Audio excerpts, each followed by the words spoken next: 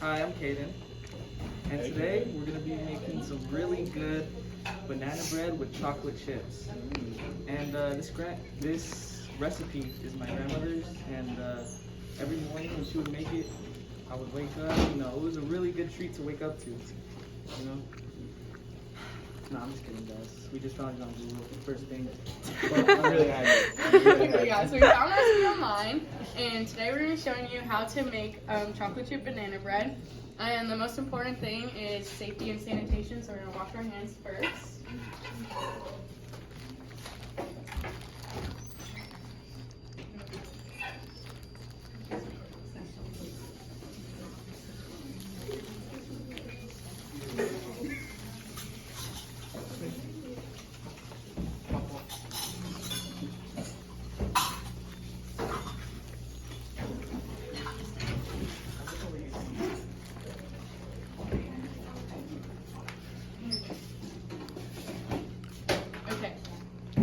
So after you wash your hands, it's important if you have long hair like Caden's to tie it up.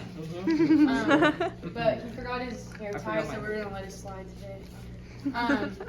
The next thing we're going to do is we're going to start off with greasing and putting flour on our loaf pan. It's important that when you cook anything in a loaf pan that you grease and flour it because it's super prone to sticking easily. And that's the worst thing, when you spend a lot of time cooking something and then you go to take it out of the pan and it's stuck. If you don't have ripe bananas, you can place your unripe bananas in a paper bag with an apple or other ripe bananas and fold over the top. This will increase the gas circulation in the bag, and the bananas will be ripe in a day or two. So when you're making banana bread, it's Fun fact. Yeah, fun fact, brown bananas like this are actually a lot sweeter, and I only had 2 ripe bananas, but I did the trick that Caden said, and this got like a lot softer than it was when I first bought it. So what we're going to start off with is peeling them and putting them in the bowl to mash. And we found out that when you're peeling bananas to cook, it's easier if you peel it upside down because there's no strings that will get stuck in your peel. So you're just going to peel from the bottom.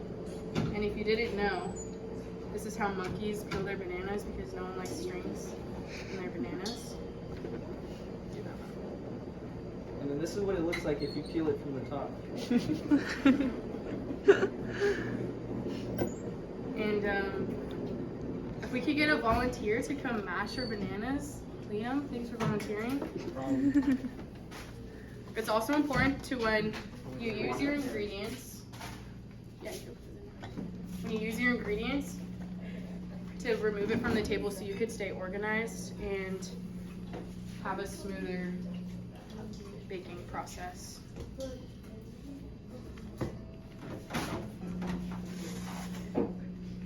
Whenever you're ready. So this is a tool I brought from my house to mash bananas because it's super easy. Do you want to combine the dry ingredients? So, you do it just by mashing it. Like that? That is amazing. Just mash it like that. Natural. It's also better when you have ripe bananas because it's easier to incorporate into your mixture. So now Kate is just combining the dry ingredients. We have 2 cups of flour, a teaspoon of baking powder, a teaspoon of baking soda, and a teaspoon of salt. And you can use the wooden spoon. And then we'll move these out of the way. Yeah, you're done. Yay, Liam. Good job, Liam. So you guys like banana bread? I love it. Yeah. We actually made a slideshow that shows the different kinds of banana breads. So this is regular banana bread. This is like a chocolate marble banana bread, blueberry banana bread, banana nut bread, and this is vegan, healthy, classic, and gluten-free banana bread. Today we're making it with chocolate chips because that's our favorite. So we can move this to the side for now. and the dry ingredients. Do you guys prefer dark chocolate or milk? Definitely milk chocolate. Really? Oh my god, dude. You like dark Dark chocolate? chocolate's like the best chocolate. Good to know. Yeah. Okay, next we're gonna take 1 cup of sugar and half a cup of softened butter and put it into our mixer. And yeah, it's fine. Now we're going to beat it.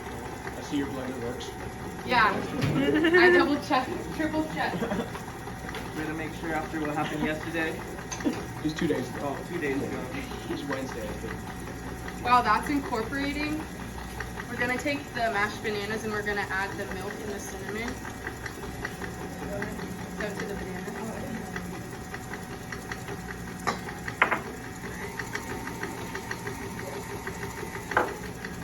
A little fun fact about banana bread is that in the 1930s, when the Great Depression hit, it was like became most popular then because during the Great Depression, people were trying to hold on to any kind of food that they could, even if it was rotten or like spoiled.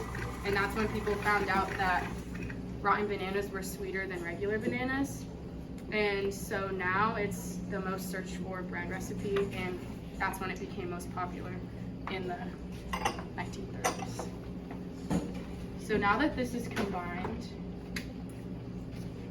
we're gonna add the eggs one at a time. Do you want to do the second one?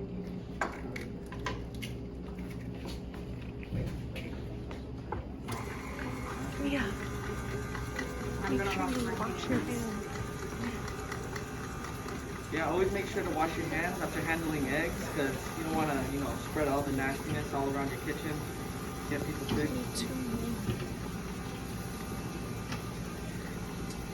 So yeah, we're waiting for this to mix in.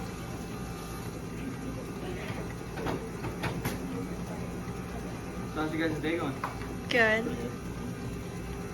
Good. Okay. Now we can add the second egg. It's also important when you're adding eggs to a mixer not to put it on super high speed because your eggs can whip and change the consistency of the rest of the batter. So it's important to mix it slowly. So what should the consistency of the batter be? Well, when you combine the sugar and the butter, it should be smooth and not like there's just chunks of butter and chunks of sugar. And that kind of sets the tone for the rest of your batter so there's no like big clumps of certain things and it lacks certain ingredients in other parts. And then when you add the eggs, it should be pretty runny. And incorporating the banana mixture next will make it a little bit more thick and chunky.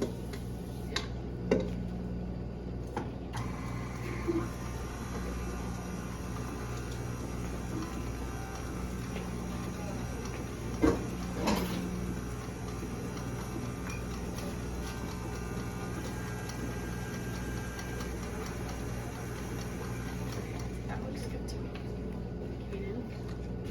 Now we're gonna add the dry ingredients, like a third at a time.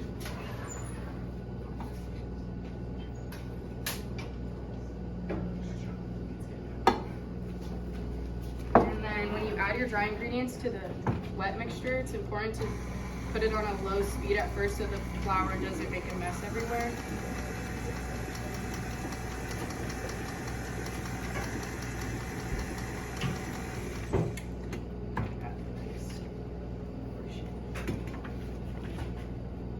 You guys can see on this thing, right?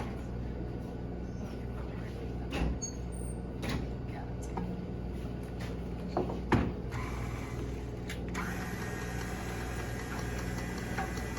And then when you're adding your chocolate chips, it's kind of up to your preference on how much chocolate chips you like. The recipe calls for 1 cup, which I find to be a good amount for the amount of batter there is, but it's really your preference.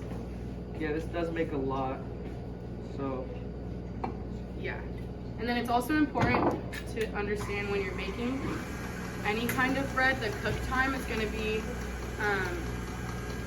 longer than you probably expect. So the cook time for this bread is actually 1.5 hours in the oven.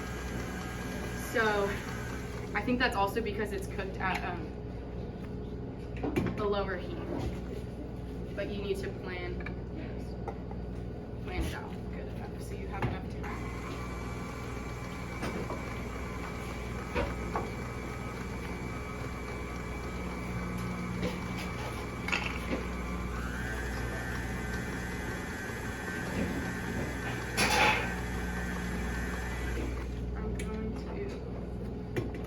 It's important to scrape the sides so that way, You don't get a big old chunk of flour or anything. yeah, and that way you're incorporating all the ingredients as well.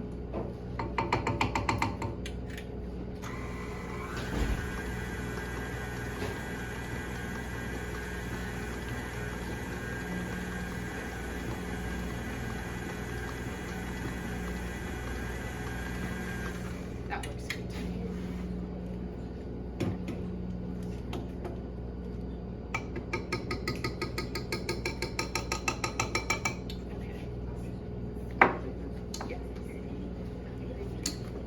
And then now, I like to add the chocolate chips outside of the mixer so that way it doesn't end up crushing the chocolate chips into the mixture and they stay more whole.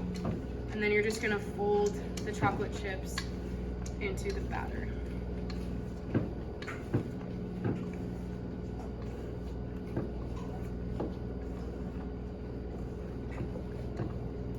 And then do you want to pour it? And then the final step is to just put it into your greased pan. That's why it's important to grease your pan in the beginning so you're not wasting time greasing it after your batter's already done.